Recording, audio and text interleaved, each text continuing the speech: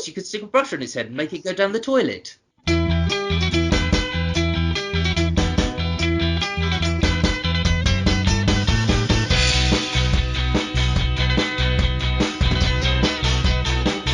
feel good today, actually. I feel kind of fresh and invigorated and energetic for today's show. What's the opposite to fresh and invigorated? Really knackered and depressed. Hi, I'm Gary Forrestal. Really like two peas in a pod. Like 2 peas in a pod. Hello. I'm trying to be like you. I'm trying to do it how you do it. No, I scrap it. No, we're going to carry on. And welcome to the Trout Spinners, a little retrospective on the Ricky Gervais XFM shows with myself, Gary Forrestal, and my co-presenter / colleague, Miles Pennell. Sorry. Yeah, and I'm doing the intro. And I'm doing it. I'm doing it very deliberately to annoy Miles in the style that he doesn't like. So it's a little switch around from how we usually do it. But see you dropping the listeners straight away, right? Oh now. Yeah, as if they haven't been dropping down already. But yeah, welcome to the show. We've got coming up, we will be discussing our thoughts on the episode. We have our favourite quotes. We've got XFM in the community, which is where we go through your feedback in the week. We've also got I know Miles has got some little features. He hasn't told me quite what they are, but he's got some features, some facts or something like that. So we've got that coming up as well. And we've also got some lovely music to share with you around the halfway mark if we make it that far. So look forward to that. Some original music from a new artist. So, we're ticking every box for your podcast needs. 2 average presenters and a few shoddy features. Yeah. Okay, absolutely. So yeah, who could want any more than that? All packed into about 47 minutes. Squeezed in that quality. Pushed down. Don't miss it. But in the meantime, before we start all that, how's it going, Miles, this week? How's your week been? Oh, it's been all right, man. I mean, obviously we're not in lockdown anymore. Not really. We can still get out and about and do our sort of things that we like. You're right. You're rubbing your eyes in a sort of way that suggests you're not that interested. Yeah, I'm just kind of, I've got a bit of sleep in my eye. I don't know. That builds up when I'm bored, I think. I'll carry on. So, no, but round about the sort of, I'm okay during the day. Like, got stuff to do during the day. I'm obviously working from home like a lot of people are. The moment it hits 5 o'clock, and I'm sure this is the same for a lot of people, I just don't know what to do. I either drink or have a nap. Those are the options available at the moment. I'm the same, but 12 p.m. like midday. You're a morning person though, aren't you? Yeah, I get up sometimes 3, 4 a.m. I don't try to. I just, can't sleep because, when you get old and your bladder starts to go like me, you get up early. So, yeah, I get up early. But, when it hits midday, I'm thinking, I'm in that mode of like, okay, shall I drink now or shall I not drink until 1 p.m., So, but 5 p.m. I'm in bed. But sometimes it's quite nice just to have that little midday sharpener, isn't it? I wouldn't know anything about that myself, but I wouldn't call it a sharpener. I'd call it a bluntener. I think it doesn't make me more sharp when I have a drink, and it certainly doesn't make you more sharp. I've seen you after 1 pint, and about 8 pints as well. So. Well, let's try and keep it on the level playing field for this episode. Of course, this week we are discussing episode 31 that was broadcast on the 22nd of March. 31 already. It's amazing. I know. Well, we've actually done about 40 episodes, really. Yeah, we've done others. Dutch Otherwise. If you consider Dutch Otherwise, which are also available on Apple and Spotify and all that jazz. This kind of like our sister breakout show where you sort of find a little bit more out of about Gary and Miles in the third person. It sounds boring, and it is. But give them a try. There's something a bit different. Anyway, Miles, you were just giving a little summary of the show. Sean Wright on Twitter said he liked the preamble, so I think at least one person will be enjoying this. Yeah. Okay. I know you forget. Gary literally stopped and froze that because he just has to soak that in for a moment. Yeah, I was surprised, but yeah, you're quite sensitive. We're quite sensitive people, actually. I never thought of us like that. But no, I'm not that sensitive. What are you trying to say? I'm being ironic. No, I would say I'm quite sensitive in some ways, but Miles is particularly sensitive to criticism. After he will text me 12 different times in an hour about how he feels about criticism. Not that we get loads, but we get, oh, are they trying to be Ricky and Steve? That's what some. Oh, they're trying to be Ricky and Steve, but we're not. We're genuinely not. But I'm not sensitive, and I'm pleased that Sean likes the preamble. Some people don't, so we're trying to balance it out. We're going to do a bit of preamble, but not too long, but not too short either. So it's finding that balance, and you need two ultra skilled presenters to do that. So, do you know any? Karl is disappointed by the film Freaks, confused by transsexuals, and slapped live on the head by Steve. You can listen to all of the actual XFM shows. I'll put a link into the bio, including this one if you want to listen ahead of the main show. Hi, welcome back, everyone. This is you're joining Gary and I. That's Miles doing. He's trying to be like as if he was on Virgin or something. That's like his like. Oh yeah, people actually go away and listen, and I'm going to say hi again. But really, I'll let listeners in on a secret, right? The time between when he said go and listen and then he started introducing it again was about 1 second. Really, no time had passed. But look how quickly I can jump into that role when needed at push. Miles is trying to please Andrew Phillip. Basically, that's if you're wondering how Miles gets his style, what he's trying to do, what vibe Miles is going for, is to try and please Andrew Phillips. Well, you would. I would if he was here. I've done a lot more for a lot less. Let's put it that way. So yeah, the show is a good one. I think I just jumped straight in. I think it's got a lot of great quotes. I was telling you before the show, like a quote after quote. Some shows, you go through and you're sort of it's quotes come every 5-10 minutes, but this one it's like bang bang bang bang bang. Yeah, and it's quite an interesting show. But let's do it the reverse. I'll ask you, what are your initial thoughts of the show this week? Yeah, it was really hard to knock down. We usually like to have about 5 quotes for our favourite quotes, which is coming up. However, I've probably got about 8, and I could have squeezed in a hell of a lot more because it is such a fun show this week, and it's probably we're now into prime series 2, aren't we? Where just a long line of amazing shows. They're all equally good, and they're getting better. Monkey News is well in its swing. We're now on Songs of Phrase territory. Cheapest Chimps, they're still doing that. Cheapest Chimps is just a 2. I know, of course, but it's not. But I agree with you. We're in the golden period, absolutely. Because by series 4, that golden period is over. They're still good, but it's over. Series 3 has some very good shows in it, but they're not all great. But we're right in the midst of the golden period, which we're actually coming up quite soon. Because I know you said episode 31, so I know. For a fact, episode 38 is the one where they don't win a Sony, and it's that's one of my favourites. I think actually that's when push comes to shove. That is probably my favourite episode. Actually, I think it's April the 3rd or something like that. Maybe I'm wrong. It's what's his name? The guy who sends in the Rockbusters. Gerald Preston. Gerald Preston. That's just, and they do talk about the wind and the wind on DVD. Can't wait for that. But we're still in very good territory now, and I think that this episode's a good one. Yeah, absolutely. And what were your highlights? I always get really annoyed. I'm just picking out a few notable things. This is what I like to do when I sort of analyze these episodes now. Why does Ricky moan about Songs of Phrase? Is my exact note. He really causes such a stink because Karl replaces Twix with Mars bar. He doesn't know. He doesn't know at first. Yeah. I've also made I don't make that many points because I try and remember them. I make a note of the quotes, but I've also made a point.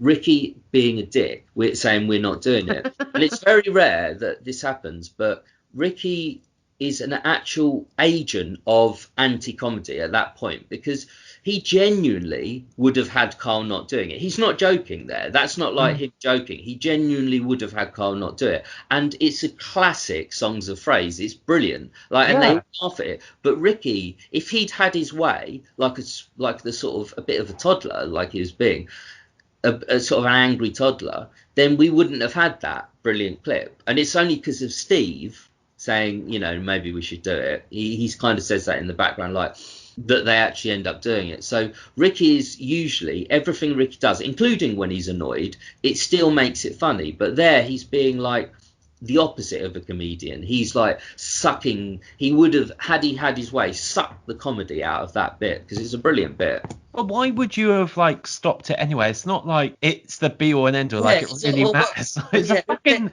no one cares about rock. Like, yeah, it's surgery. It's not brain surgery where you have to be perfect. You know, I agree with you. Yeah. But I did look up, because I was trying to find, then this is how pathetic my life is. I was trying to find songs with Twix in the name to see if I could actually, if I was to do songs of phrase, could I do it? And all I could find, right, was like rap songs. And I was like, well, Twix can't mean Twix in the usual turn of phrase, as in the dual chocolatey treat. What about Twix and shout? Twix and shout. No, you can't have that. Twix and shout. Not bad, but you can't quite have that. No, I know. Did you come up with any songs? I couldn't find any, no. Okay, well, that's that anecdote. That does show how sad and pathetic your life is. Not only did you try and do it, you failed as well. I know. I didn't even try. But how? Yeah, I mean, you can't have, it would take a lot for an artist to include the word Twix, and they'd have to be a very great lyricist to include some confectionery into their. By the way, what does Twix mean in the Urban Dictionary? Joking. Leave it. We've had that discussion. Okay. Off air. Yeah, there's no Twix. Twix doesn't mean anything. Twix is not it's not used as slang for anything, apparently.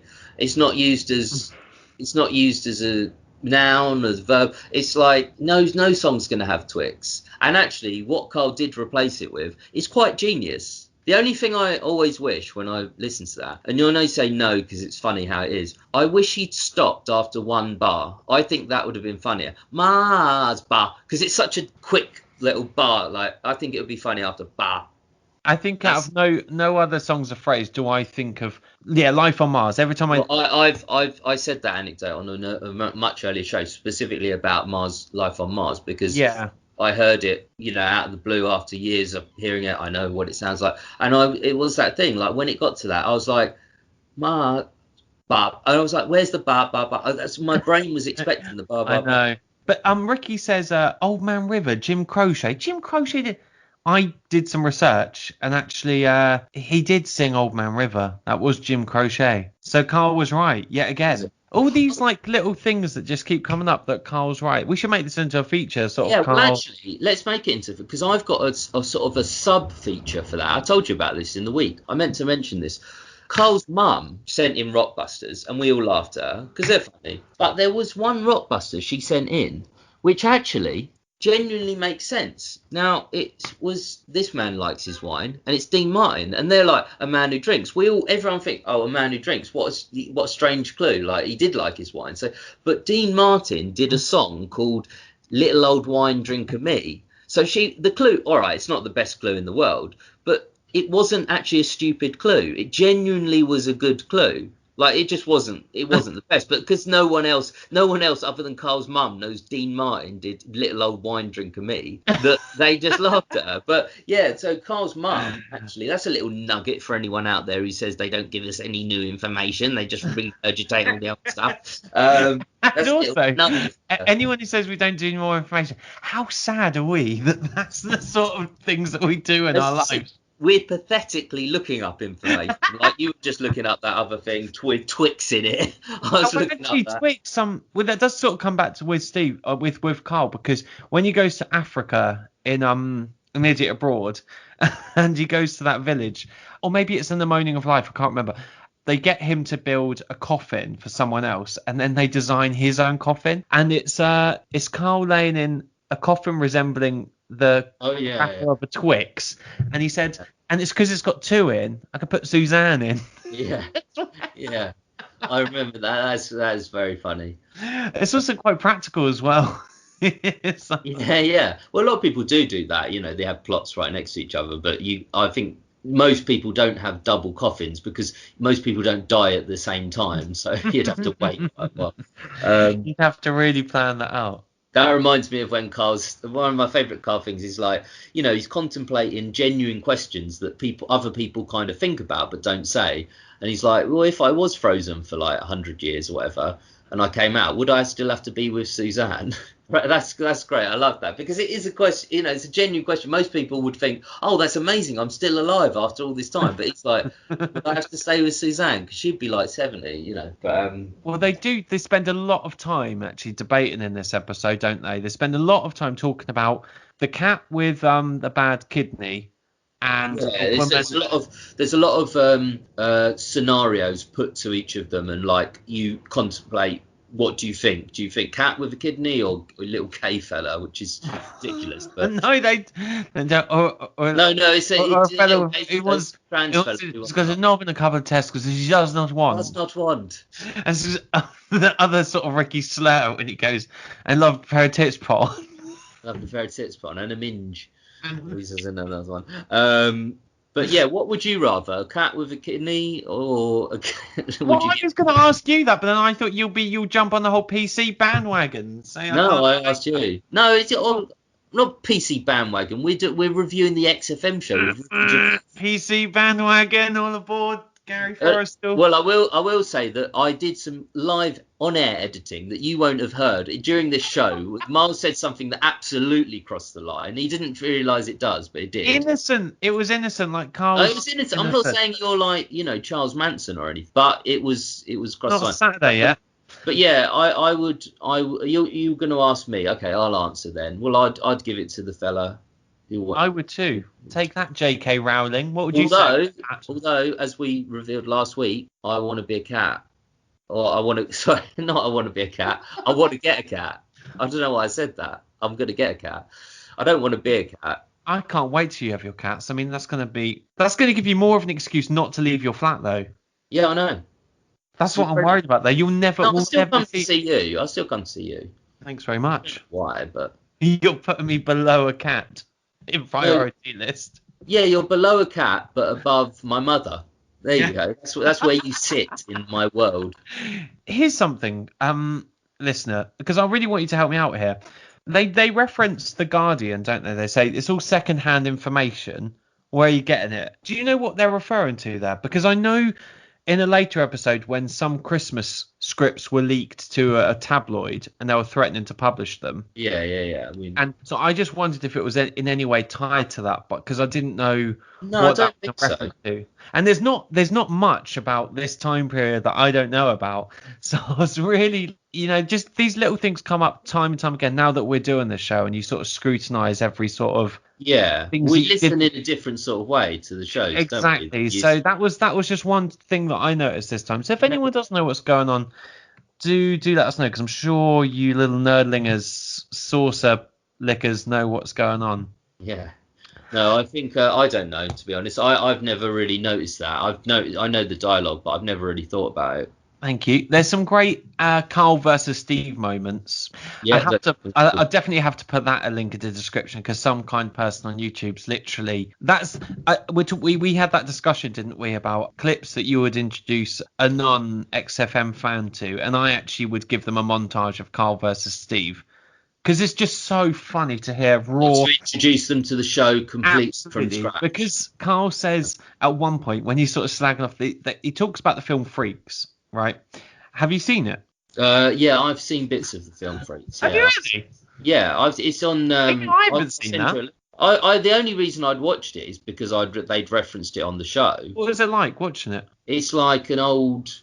I didn't watch much of it, but it is like a family. It's like a family documentary. They almost portray it as. I just watched it with the clips and the things. This was years ago. I mean, I'm talking many years ago. I couldn't face it. It's not nice. It's pretty grim, and they have there is young people that look very old, and people. It's not very nice. It's not pleasant. I wouldn't recommend it as for a young child to sort of get them off to sleep. Yeah, it's interesting kind of film. I have to say, a lot of these, I know there are some XFM fans that exist on Facebook groups and stuff, and I know they're quite unpleasant because they do post pictures of Well, people. don't say it because they might be listeners here. There are some that are, yeah. They're basically you slagged me off preemptively for being in the PC brigade. Well, I'm sorry, but we both are in some respects, because there are some things that I just don't agree with. That are offensive, and they're funny on the show that they took place on the show, but to keep referencing them with new evidence of a particular freak or something like that, even to call them freaks is not very nice, isn't very nice. And there are some people like that on the Facebook group. Although I doubt they'll be listening, because we posted Dickie Anderson. I posted a Dickie Anderson episode on there basically, and the sort Just of one like. nice intro thing got 2 likes. No, there's 30,000 people on there. But anyway, I'm not bitter. I'm not either. Look, I'm just saying. I'm I not just bitter, mate. I just Gary's just pulled a face. I've never seen him fall before. I just don't know. I guess looking at people with something wrong with them is not in my sort of field of interest. But that's not to say that Carl doesn't enjoy them. But when Carl is reviewing the show, he says, honestly, Steve, if that woman wasn't eating and you were in the room, I'd slightly be drawn more to you than her. No, and I know you hate me saying it, but there's no point pretending. And I loved his qualifiers. I'm just being honest, right? We always said that about this show, and even though those words would never been said in any sort of production meeting. No, it is true. But that does sum up the show, doesn't it? And their time at the station, which was we were always honest with each other. You can slag us off for many things, but we were always honest. Yeah, absolutely. No, genuinely, it's something that as we've said, I've always presented in that way, with that philosophy. Never tried to copy at all, but you copy certain aspects of the way that the style and things like that, of not the style of speaking but the style of the show, and that is an important aspect of it. You always show things on air that other shows would keep off air. Not everything, but certain things. But yeah, that's a great moment. And then Karl does that so well, like, because he could have just said, I saw the film Freaks, and to be honest, Steve, you were worse than most of them. But he doesn't. He does this thing, and he's done it with other things with Steve, where he starts quite a long, slow build up, where he sort of starts saying things, and he starts it, and he just mentions the freak, and then it's a slow build up. I'd sort of be drawn more to you than her, like with that payoff at the end, and then. And one thing I like, it's just something I like, probably no one else likes this, but like when Ricky's sort of doing his Muttley laugh and Steve goes, what are you laughing at? Instead of what he just said, or anything, he just said that. I'm laughing at that, like obviously that, like literally just that. I'm laughing at that, what Karl just said. That. He just says that. Can you imagine hearing that for the first time, though? Just someone slagging off Steve Merchant live. I know. What did Steve go through on the show, man? So bad. But they do talk about, during the film Freaks, again, an example when Karl was right. He said, E.T., apparently that's how E.T. was done. And again, he's right. Something like that, I think. Yeah. It was, yeah. But yeah, Ricky, I've always said, but Ricky's qualifies as how would a little dwarf fit in there? Like, it's got a skinny little neck. Yeah, but obviously a bloke doesn't have a neck that thick. No, the bloke's in the bit below it. The bloody bit in the body. So this man was called Pat Billen, and he was selected to operate one of the mechanical creatures used in the film of E.T. Apparently there were 4 mechanical ETs that were created for the production. One of the bodies contained mechanical controls for large body movements and was operated by cables. So yeah, there was actually a dwarf. He died. Some of the scenes, then, not all of the scenes. No. But yeah, obviously those early Spielberg films, they were all like practical effects. Same with Jurassic Park and everything. So I think that's amazing, though, isn't it? Like, was there a man in the Diplodocus, Diplodocus, whatever it's called? There's a man. There was 2 men in the T-Rex. One doing the head and one doing the legs and the little arms. I've always wanted to do one of those. There's always a donkey or horse, and where would you go though? Would you be the top or the heart? I would rather be the head, because I don't want someone's ass in my face. Do you know what I mean? I'm not like, unless I'm engaged. No. Richard Herring does this brilliant thing on his podcast where he says, if you had to be the human centipede, Where would you be? Oh God, have you seen that film? I've Yeah, of seen course. bits of it. It's Like, fucking yeah, disgusting. It's oh my fucking God. disgusting. Like, but the thing is, like, that's not even that shocking as a horror film. But I think it's the second person going into the third where it becomes a problem. I suppose. You didn't mind if it was just three, you'd be like, oh yeah, I'll get involved. How Well, can I? What well, time if it should was I a be there? man, if it was one man pretending to be a centipede, I wouldn't worry about that.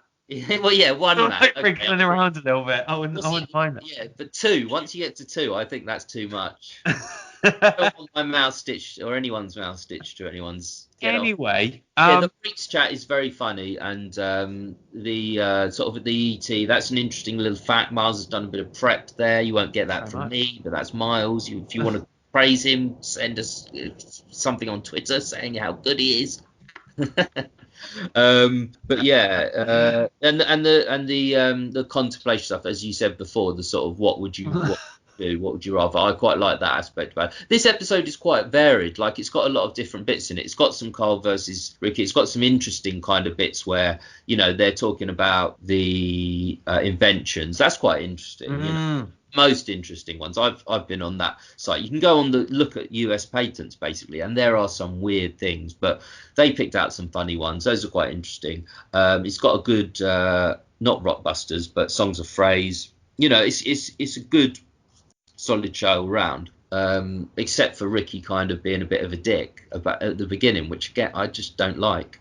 Well, talking about Ricky, I mean, I love the stories that he tells about the little sesame seeds in his chest and Yeah, growing. that's good. Oh yeah, but by the way, just let me just say before, I like Ricky in 98% of this episode. It's just that little bit. I'm not saying Ricky No, ruins no, it. I He agree. doesn't I at think, all. But he that is something that I'd but comment on. like you said, you've always said this about Ricky. Like once he stopped being fat, that was a bit of a Once he something stopped not changed. caring about his body and he started caring about his body, I've gone off it, and it's a they coincide perfectly. You know, Mm. those times when he kind of went off. So, But you you know, can't imagine that now, though, can you? Like with the sort of sesame chat discussion, the sort of waistband chat. He says everything's got elasticated waist, Velcro, Ricky. Velcro must have been the great in a dry white baby grow. Like all these sort of things where Ricky's talking about how sort of slovenly and like lazy, and he doesn't care about his appearance, and it's just about making people laugh. Like there is something about the way we perceive ourselves and the sort of physicality and the way we treat our bodies that kind of does change your personality to some extent, doesn't it? well, I don't think it's changed your personality. I think Not that yeah, but not but certainly in the way that you're seen. well, let me say, Ricky's humour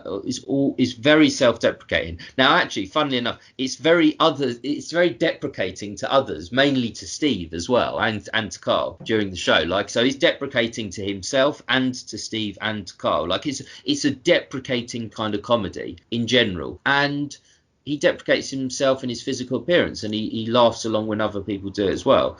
But once Well, you Steve start said you're only funny because you're fat. yeah, Steve actually made that point. So it's not me the first one to make the point, but basically when you start to care about your appearance, you lose that kind of ability to deprecate in the same way, to self-deprecate. And it's not the ability, it's almost the willingness to do it as well. I'm not saying he never does it. I don't follow him on Twitter, so maybe he does send out weird photos of himself like that show him as fat or whatever, but I just generally get the impression that when he started to care about himself and how he looked, really started to care, that's when the slide started to happen. And it's not the slide like suddenly he became unfunny when he cared about his appearance, but it's more he became more arrogant with it as he started to look better and better. Because I've seen photos of him, he looks really good, like his chest, like everything, his stomach, he All right. looks nothing like he Well,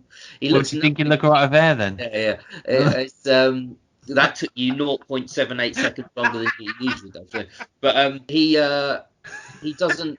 The arrogance kind of set in at the same time, and that led to things like him not working with Steve, him not seeing the value of Steve in doing things like The Office, and you know, it just spirals from there. I'm not saying they're directly linked and the only things that cause each other, but you know, it's just an interesting point.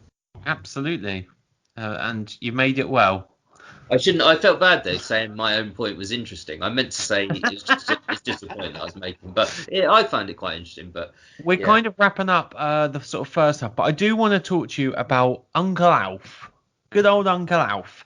And those observant listeners among you will notice that we're talking about a man who slept in two dinghies and a dinghy and watched two tellies. One of them the sound worked on and one of them only the vision. And those observant listeners will notice that in our artwork, we have actually squeezed in a little nod, little tribute to the old Uncle I Alf. was going to mention this. Yeah, basically our artwork. We never mentioned it before because we hope people might see it and comment on it and find it funny, but no one did, baby. No one did. But yeah, the basis of the artwork, it has many little references to the show in it, but the basis was the man in the dinghy watching two tellies, and then we put the horse in, we put other things in as well. But yeah, go and have a look at that if you want. Clearly, I don't think anyone will, but but yeah, that's our artwork. We might be changing it though, soon. So watch that space. But I like that story of Uncle Alf. He said, "Was it weird seeing a man with two D?" And he says it was strange. No, don't be careful. Don't take my quote because I want to do this. Oh, okay. So, yeah, but it's a great thing, I love that now. I've heard some interviews with Karl, and he says, "Yeah, people always want to hear me talk about Uncle Alf." And it's like he's been dead for how many years? It's like, how sad is that? Like, he wasn't even a real we're trapped in this time vacuum. Yeah. 2002 and 2005, refusing to leave and admit that it's 2020. Yeah, but this is what I mean. This is why I think nostalgia is kind of a good thing sometimes. Because we interviewed Dickie Anderson, and we both kind of expected in our heads him to be, how old he was then. But of course, 20 years have passed. I'm not saying he was old or looked old. He didn't at all. But he looked. I think we asked his age, and he's like 57 or something. He's like much older than you expect. We're looking to maybe get Claire Sturgis on. That might not happen, but we looked up her age. She's like 58 now or something like that. You don't think think less than that. She's not 58. Oh right, okay, but she's around in her 50s. She's in her 50s, yeah. Yeah, so you kind of we've just lost any chance we had of getting Claire Sturgis. Jesus Christ. But it's strange. You don't realise like that time has passed. And yeah, when Karl, even in 2003, or 2002, when Karl was making 2003, I should say, when Karl was talking about Uncle Alf, he was probably talking about something that happened then, 25 years before that. And even then, Uncle Alf was probably about in his 60s then. So, but to us, when we think of Uncle Alf, I just think of him as like a 60-year-old man still going. But he would probably be about 100, 130 if he was still alive. Time passes. It's time does, and it's weird. We've always said this. I think we said this on my birthday, which was in January. But yeah, like we're now the ages. Basically, me and you, we are sort of similar ages to Ricky and Steve, aren't we? Well, I'm still about 5 years younger than Ricky, but you're now Steve's age, yeah. I'm and still it's weird now that you see Karl, you little prick. But Karl has become himself. Like, what I mean by that is he's aged, fairly well, but he has aged. But you can imagine him aging. Like I can't imagine myself aging. No, Mars. No, will age. Mars is like the picture of Dorian Gray. Like he has a picture of himself, and it's like if that ever starts to age, he's a. But Karl is now the age where his personality on the XFM show fits. Yeah. Like he's now of that age where he's in his mid-50s, like that kind of grumbly, kind of that Victor Meldrew kind of manner. No, been there, done that with sex. That kind of fits in your 50s. I'm not saying 50s is that old, but he's kind of fits now. Of course, it's not. But yeah, we're going to have a break now. After the break, we have coming up, we've got our favourite quotes, we've got XFM in the community, and a bit more final chat. During the break, we have a special song. I won't tell you what it is. Mars is going to tell you after the break, but we've got a little bit of music, and we hope you enjoy it. I've been waiting a long time for you to call me now. Winter feels like a year, seems like spring can't find this town. 'Cause the days just keep rolling past me, and the snow is fencing me in, falling down. There's only one thing for these lonely nights, when I'm feeling alone in the crowd. And nothing else puts the world to rights, 'cause when Ricky and Steve are in town, I've been found. You know I'm not alone now. Ooh, yeah, yeah, yeah. I can't switch on the news these days, 'cause it's hurting me. Why do they have to make things worse than they have to be? And it's not that I don't care about nothing, but nothing's better than watching what you do. There's only one thing for these lonely nights, when I'm feeling alone in the crowd, and nothing else puts the world to rights, 'cause when Ricky and Steve are in town, I've been found. You know I'm not alone. Ricky and Steve, yeah, they make you believe that the world's not so bad. When I can be with your comedy, they're the best days I've ever had. There's only one thing for these lonely nights, when I'm feeling alone in the crowd. Nothing else puts the world to rights, 'cause when Ricky and Steve are in town, I've been found. You know I'm not alone now. Ooh, hey, you know I'm not alone. Oh, that's nice. Nice little tune for the listeners. Let us know what you think of it on Twitter. Nice little ditty. This was from Sophie Rose Strom, and she is a singer from Scotland, and she is classically trained. Sophie Man, my husband's dead. Sophie enjoys writing her own music, and in 2015 she was NRK's TV program The Hit, where her song was performed by Norwegian singer Johan Huel. I hope I pronounced that right. Probably haven't. She studied music at St. Halvard High School in Lear, and is currently studying a Bachelor in Musical Theatre at the Norwegian College of Musical Theatre. And she wrote the song that you just heard was a tribute called Ricky and Steve. And it was essentially the sentiment of the song. It talks about, when in those dark times when the news is bad and everything's getting you down, at least you've got the sort of comfort of the radio nearby, and particularly the XFM shows. And that's something I think that you and I both wanted to do when we set up this podcast, was to sort of, have a bit of fun and share our passion with everyone, but also to try and connect voices and create a little bit of a community, which we've got coming up later. Yeah, absolutely. Good little paragraph there. It was a little soliloquy from Mars. No, absolutely, I agree. We tried to. We said, most people who love the XFM shows probably don't know anyone else in real life who loves them, because they're only known by 0.5% of the population, and it's a very niche thing. So yeah, we tried to create a bit of a community. And what's her name? Sophie Rose Strom. Sophie, yeah, she's created a lovely little song. She's basically put what we wanted to get in our podcast in a song. So yeah, I hope you enjoyed it, and check out more of her work. Yeah, I'll put a link in the description. But now it's time for some of our favourite quotes. Oh, is it that time? Remember when we had that long argument on WhatsApp about what song to include, what bed to put on? And I was saying, anyway, and then we got into a discussion about beds in general. Anyway, won't go into that. The bed I like is one that's sort of, it's got a duvet on and a quilted mattress, all right? I saw mine in 3/4, I should say. But yeah, go on. What's your first quote? She's not hungry. She looks normal. Yeah, that's good. Telescope, even the telescope. I got that. Yeah, I thought you see the bit sticking out the back and you go, that's a wig. That's a wig. I know what you mean. I know what you...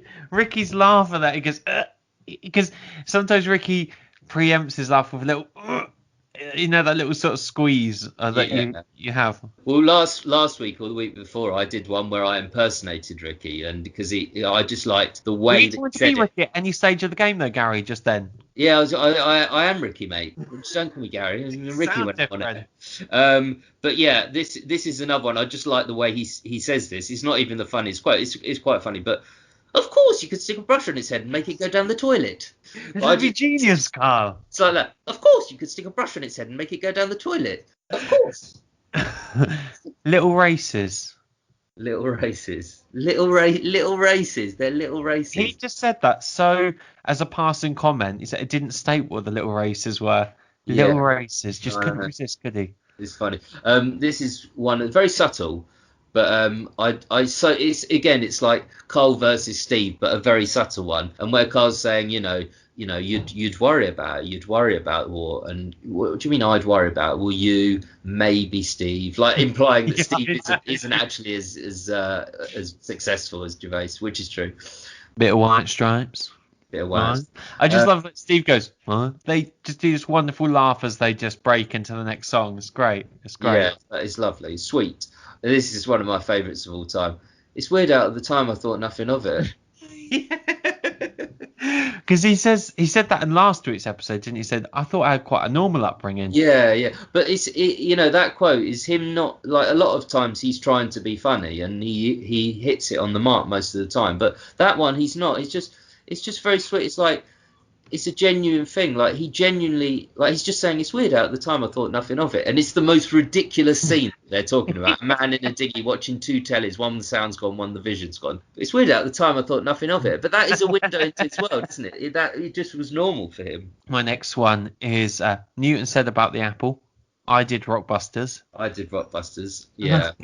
Two are comparable. Like, they're the same. Yeah, Newton had the apple. That he does not want.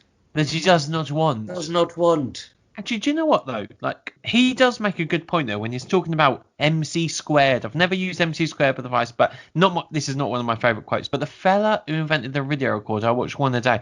And I hate to say it, but it's kind of true. Yeah, there's always that kind of... How many people watch Netflix, but they're shit at maths? No, I know. But obviously, as a society, we're better off for Einstein's E equals MC squared. But Karl, when Karl says something like that, it's like a stupid thing to say. But I agree with you. It's apart from being stupid, conversely, it's actually quite logical and actually does make complete sense. The video does have a more direct impact on his life than MC squared. And a lot of people's lives. Yeah, but it's obviously, look at things, the whole picture. But a lot of what Karl says is like stupid, but actually, God, it weirdly conversely logical. My last one, and actually probably one of my favourite quotes comparatively to all in everything of XFM. And I've said this so many times, and it always makes me laugh. It's little sort of mops, pause, fit them on your cat feet. Yeah. Fit them on your cat feet. I mean, it's not fit them on your cat feet, it's fit them on your cat feet. Yeah. I like just this, the way he says this stuff. It's fantastic. It's different, isn't it? I'm surprised that's your favourite ever quote, though. But it's not ever, but it's definitely up there. Probably that one and what's a Babylonian? He's from Baba. He's from Baba is probably my favourite quote of all time. Well, my last one, for today is now tell me more. I like that when it's to cheese filtered cigarettes. You as well. I mean, you don't know because you don't smoke, but if it was, do you think it is true? What, that you get cheese filtered cigarettes? Or that, cheese does act as a cigarette filter. Yeah, I'm sure, it would. What you need as a filter is just something that's going to collect some of the particles. So, I'm sure it would. I've got a friend, right, and I obviously don't smoke, but we don't even need to pretend with you. But Lucan, who's a D-Troutee of the show, which is what you're called if you listen to D-Trout Spinners. Pathetic. I don't mind it. I like it. Listeners. Lucan from the show says he could hear tobacco papers. Oh right, yeah. Early shows that we did. I know. It's so raw. I know. This is how raw we are here. Yeah. We like to include you in the fun. What can I say here at the Trout Spinners? But And we like to smoke. No, I don't. But no, he doesn't. And my friend, my friend Richard, right? He uses like the cardboard from the tobacco paper to roll a filter, which so it's just paper essentially. yeah, that would work. I guess. No, yeah, but how bad? Like smoking's bad anyway. But you can't just expect paper to filter. And I always find it a bit disgusting. But I mean, he's all right. He's healthy and in his 50s now. But it's all right. He's ordered a double coffin. Like Twix. a Twix. But yeah, I don't smoky cheese, but yeah, it probably does work. And someone probably invented it, but of course there's What's no. your favourite cheese, Gary? Gruyere? No, just cheddar. I'm good plain country boy. Cathedral City. Cathedral City. Oh, that's very nice. There has been a flood of. Oh no, there hasn't. I like that one as well. Yeah. I just wanted to get that in, but. So do email and tweet us your favourite quotes or stories, or we're still waiting on your audio, guys. What's going on? You can do audio like. Of course, you can stick a brush on its head and make it go down the toilet. I'm going to put that at the start of the show. Yeah. So do email us, spinnerspodcast@gmail.com. I can't stress that enough. and on Twitter @spinnerspodcast, or on Gary at 076. We did that joke lost its impact straight away. Yeah, never had impact, mate, but yes now. But now, what's the time? Made that joke for 48 episodes in a row. It's never. What we got time for now, Gary? What's the last? Well, feature? the last feature is XFM in the community. This is where we go through your feedback this week. Possibly if we're short on feedback, then last week as well, or the week before, we find some things that you emailed back in September 2000. Reach out again. But yeah, it's my favourite feature. I love going through your feedback, and I'm going to start this week. I've got a little message, and I hope she's listening because we haven't heard from her for a while. But Erin, who's a listener from America, from the United States. She says she sent a picture and she says there's a store near where I live that sells British food, so I couldn't resist. An American about to try Jaffa cakes for the first time, less likely to get cancer maybe. It's like we get him on the weekends. He's got Jaffa cakes. So yeah, there's Erin trying some Jaffa cakes, and she's smiling, so hopefully she enjoyed them. Had a good experience, and who could not enjoy Jaffa cakes? And she's got a great immune system as well. Thanks for getting in touch, Erin, and yeah, hope you're enjoying the shows. But now Miles has got some more feedback. Mouse. Who's Mouse? Mouse. Johan Winder from Sweden. We've got a Swedish listener. Just found. I feel like I know him already. I've heard about that. There may have been some outtakes there, but anyway, go on. What's he said, Miles? What's he said? What's he been going on? Just found your podcast on Spotify. I was given the XFM files, and he put those in quotation marks on a USB stick in 2008. It's been part of my life since. I think I've heard all episodes 8 to 10 times. It's one of my go-to things when cooking. Never gets old. Cheers, chaps. Wow. I love the fact that you put the XFM files in quotation marks, like there's some sort of like secretive operation, and then these are like some sort of a secret governmental documentation. And it's like, because I know some people do. I mean, people do take them off like YouTube, and then they just appear straight back on. I know Podrot's having a bit of a moment at the moment because He's supposed to link to Podrot, but it's gone now. It's been effectively taken off, and that is from the litigious nature of Ricky Gervais. Yeah, that's it. Exactly. But yeah, I think Johan, thanks for listening. Absolutely, couldn't agree with you more. The XFM shows, hearing them so many times, and they're your go-to thing. I think a lot of us can relate to that, particularly I can and Miles. But 2008 is actually quite early. You're a very early listener. They'd done the podcast then, but most people hadn't discovered the XFM shows. I think I discovered them in 2011 or something like that. So I'm not saying you're just early discovering them because you're before me, but I know people discovered them before me, but that is quite early. So yeah, you've had them a big part of your life for 12 years now. That's a long time. Think of that. 12 years.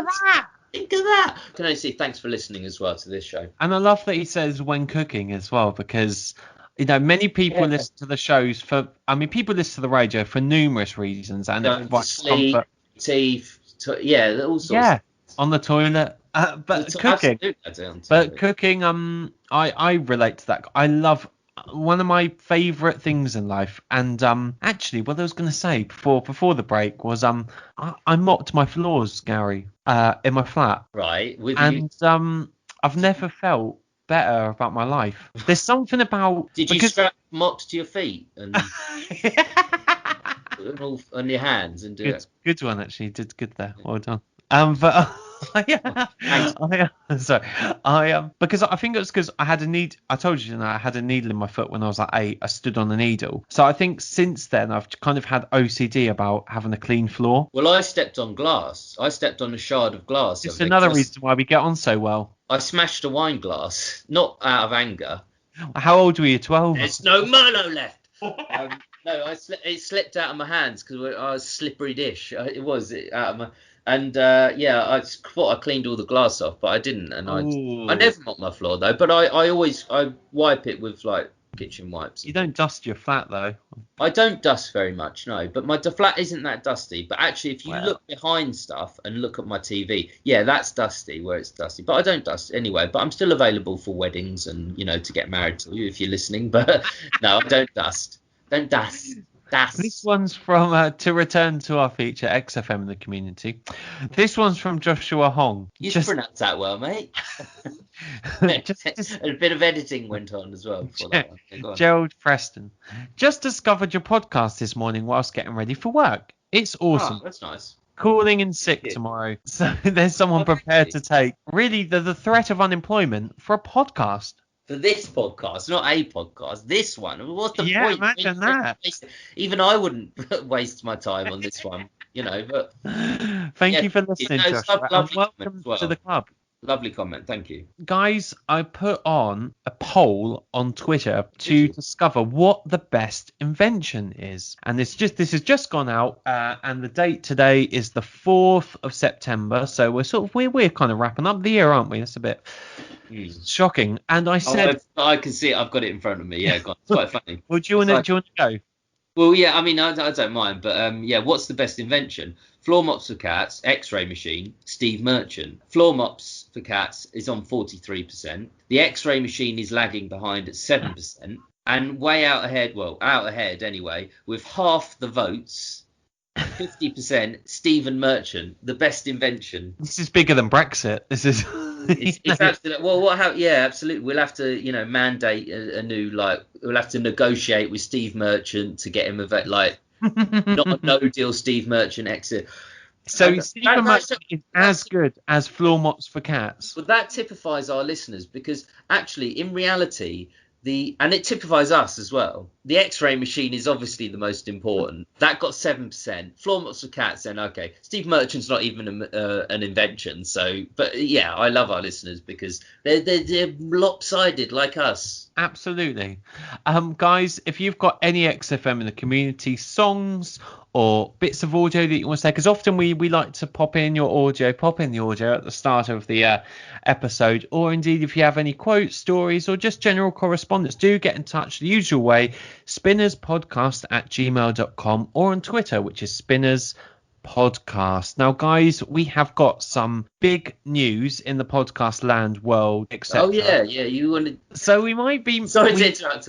We got in touch with useless interruption. Sorry. We got in touch with Sam. Well, I got in touch with someone who knows Sammy Jacobs. So potentially we could be talking to Sammy Jacobs in the future, which is deeply exciting to me. Someone that was, part of the formative experience of Ricky Gervais. And getting him his first sort of big break, if you will, into the world of entertainment and radio.